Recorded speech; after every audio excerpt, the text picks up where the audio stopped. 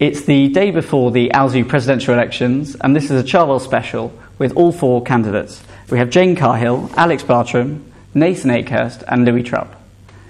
Jane, I'm going to start with you. Can you tell us what's the issue that will decide the election? When people look at the manifestos, I think what they're looking for is how we're going to improve the student union, who's got kind of long-term solutions. I think policy, hopefully, over anything else, will decide who wins the election. Okay, do you agree, Alex? The most likely thing, really, to decide the election is whether people feel like the change that's being offered by all four candidates, what that kind of change is going to be and which candidate can provide it the best. Nathan, let me ask you the same question. I want to inject a bit of honesty into this and say that because we're in a situation, we have such a disengaged student union, it could quite easily turn into a case of the campaign that puts the most boots on the ground over the next 3 days will take this election, and I don't think that's a good situation to be in. All right, Louis, last but not least, tell us, what do you think is going to decide the election? Quite honestly, I don't know how new, some of the ideas being put forward are. There's some bloody new things going on, a monorail's quite a new idea.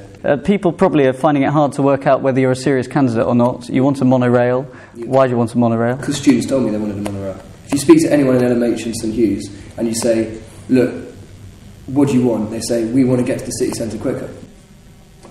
Monorail. Right.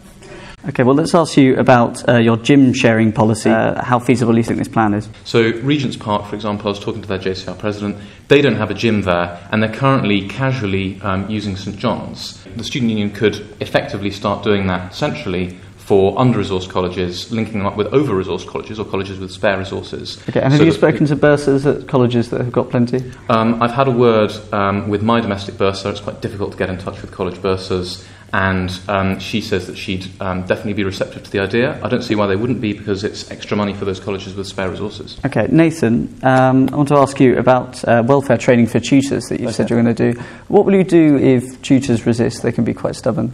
I think there's an argument to win with tutors, and I think we have to an extent, convince academic staff that it's in their best interest to be able to respond, to be better trained to respond to students' needs. But you're not going to be able to force anybody, are you? I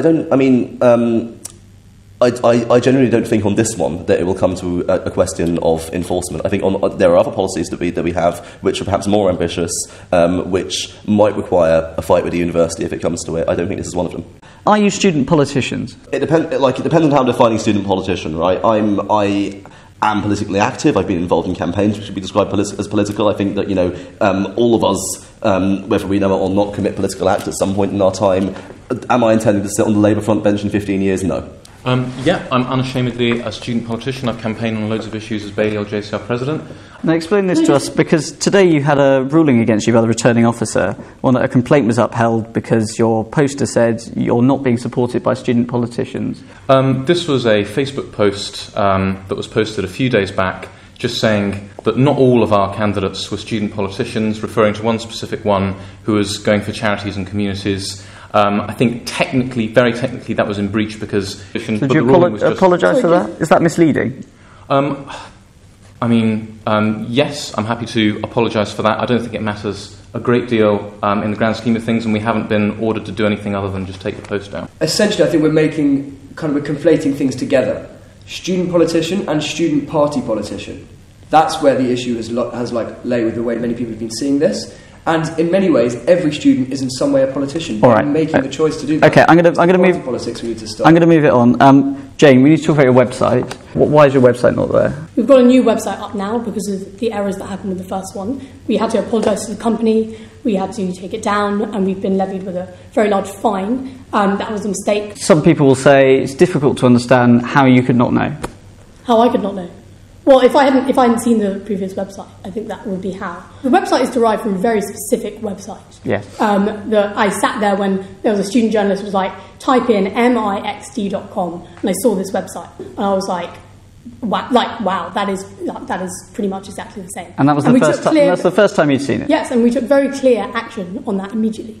Nathan, let me ask about your General Assembly idea. You want to make it so that anybody who turns up at the General Assembly presumably could vote. You're going to have a big issue there with room packing, people turning up and swamping a vote, aren't you?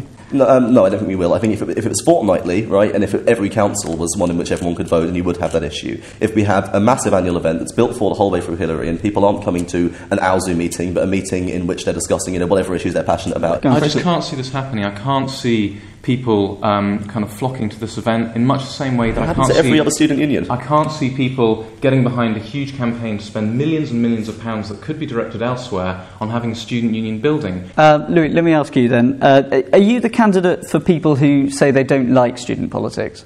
No. What are you then?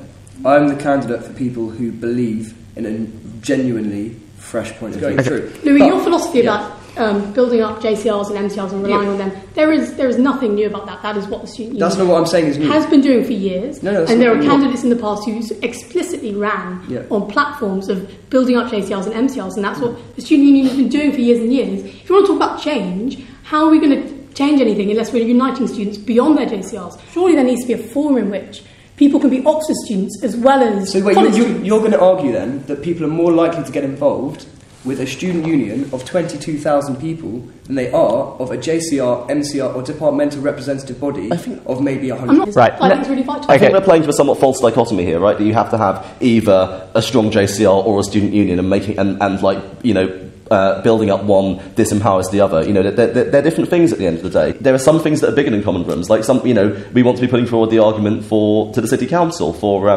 more affordable housing both for students and residents. That's something we tackle as a student union, and that doesn't take away from JCRs, but adds to them and complements their efforts. All right. The last thing I'm going to ask then is, what are you going to do if you don't get this job? It's for a whole year, but what are you going to do if you're not going to get it, Jane?